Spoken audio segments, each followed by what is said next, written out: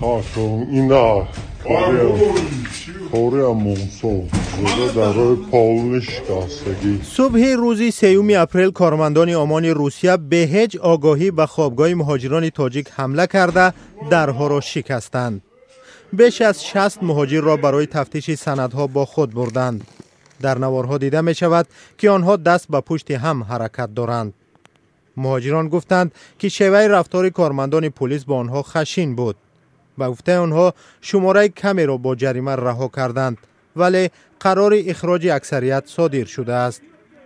مهاجرانی که جریمه شدند میگویند با ترس زندگی دارند.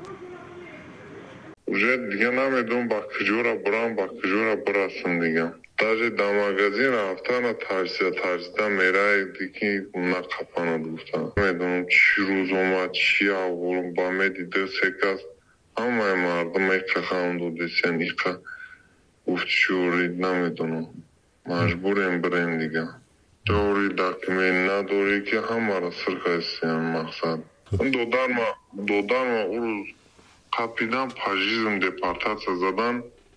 میگم چی سبب زدین میگه که میفورمون میکنیم در دست خمونه.